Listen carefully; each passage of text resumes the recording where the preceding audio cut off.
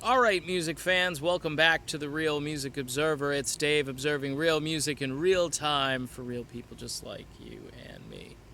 Real music for me means stuff that's melodic, maybe upbeat, maybe well composed, well sung. Well, there's a lot of factors that go into it.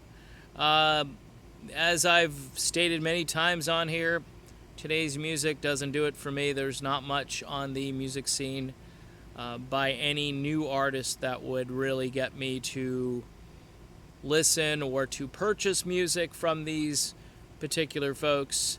A guy who, again, has emerged onto the scene, who occasionally puts out an album, and when he does, they're typically fantastic records. I'm talking about ex-Bad Company vocalist Brian Howe. If you don't know the entire story of Brian Howe, you really should check the guy out. Originally sang with Ted Nugent, and when Bad Company broke up, they decided to keep the name, and lo and behold, you've got yourself a new Bad Company with a more arena rock sound. And really, the material that was composed in the late 1980s on albums like Dangerous, Age, and Holy Water. Here Comes Trouble as well, another underrated album from the little trilogy that I like to lump together. There was a first album that was a little more poppy sounding and produced a lot differently. And once they stripped the sound down a bit, turned up the guitars, got this producer by the name of Terry Thomas, this stuff just cooked, it smoked. And if you're a late 80s rock guy listening to the AOR stations, because I was employed by one, so when they told me to play Bad Company, I was like, damn straight I'm playing Bad Company. What song do you want me to... I was going down the album. I was playing the bonus cut on one of the albums. I think it was called Excited. I was playing that. Everything was in rotation, and the phones were always lit up. They're like, hey, dude, play some more of that new Bad Company stuff. And the reason is because it's melodic, it's well produced, you're not drowning in sound. In other words, you can hear all of the instruments. It's organic, okay? And Brian Howe's latest single, it's called Hot Tin Roof, very appropriate for where I live, and Brian, I guess, isn't too far from me here. It's already a #1 single on ClassXRadio. Now, what's ClassXRadio? Well, it's an independent mega radio station in Ohio. I think it actually spans 2 or 3 states. They play music that no one else does.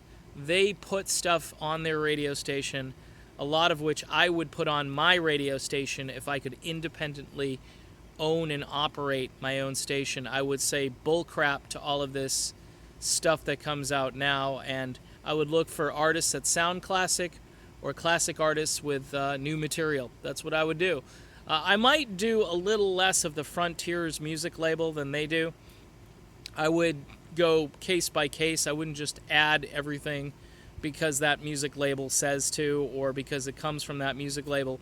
It's a good label, but as I've said before, some of that stuff is just so overproduced. It doesn't even sound like music. It's just a wall of noise and sound, and I just don't appreciate that. So getting back to Howe, he's probably one of the most maligned guys in the business. Recently, Simon Kirk, the drummer from Bad Company, who I believe still tours with the Paul Rodgers version of Bad Company, came out about 6 months ago and said that working with Brian Howe was a pain in the ass, okay? Now, I've kind of rebutted all of this because I believe the Brian Howe side of the story, that Brian and Terry at the time were writing, producing, arranging, coming up with great ideas, monster hooks. And let's be honest, the old Bad Company, as much as I love it, it's more of an R&B, rock and soul thing that Paul Rodgers does. And the Bad Company albums, for the most part, aren't things that you can play from start to finish. The funny thing is, the best album I think they did was the album that ended their studio career, and that was Rough Diamonds. And the record label bailed on it. But if you put that album on from the first song to the end, it's completely playable. There really isn't a lot of filler on there. But apparently the guys were brawling in the studio at that time, and things weren't getting done, and the record label said forget it, and the band subsequently broke up. But if you look at their albums, like Straight Shooter, you've got maybe 2 really good songs. Feel Like Making Love, and I don't know, there's another song, big hit off of it. I should know it. I just can't name them all off the top of my head. The Bad Company first album, very good album. I would say a close start to finish album, but there are some filler tunes on it.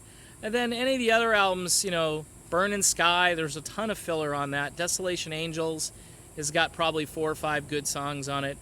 But my point is, these Brian Howe Bad Company albums, you put on Dangerous Age, and one thing about it is it so weaves together. It goes together so well, one song after another.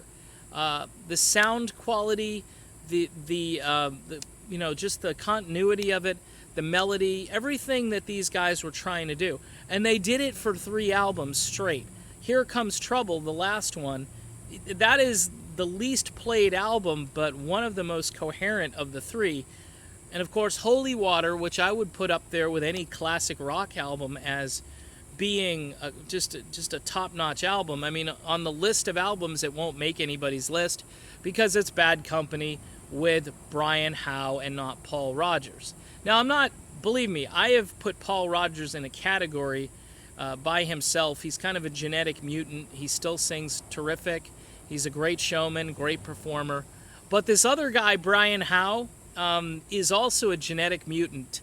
He sings as he sung in 1988. And I do mean that. There's no degradation. There's no sort of slump in his voice. There's nothing that you say, oh, wow, he's losing it vocally. He isn't. This song, Hot Tin Roof, is like 3 minutes and 8 seconds of just non-stop, high-powered, high-gloss, high-performance rock and roll. And Brian Howe delivers vocally. And hence, that's why he's got the #1 song on ClassXRadio right now. And people ought to take notice. I propose an idea, or I will be proposing an idea on video. I'm not going to do it on this video. I want to save it for a different video. But I'd like to see a different type of Bad Company reunion, and I will discuss that.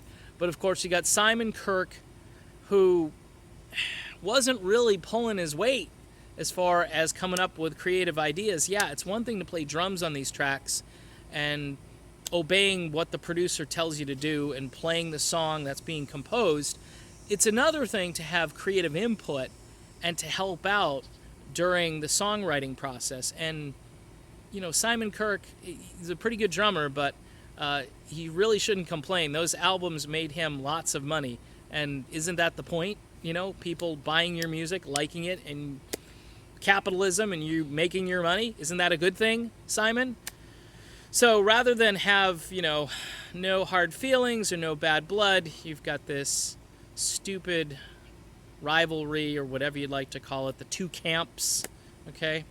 My guess is the 2 camps should kind of make up and become 1 camp, but we will discuss that in another video. But for the meantime, check out Hot Tin Roof. Great song. You can download it on iTunes.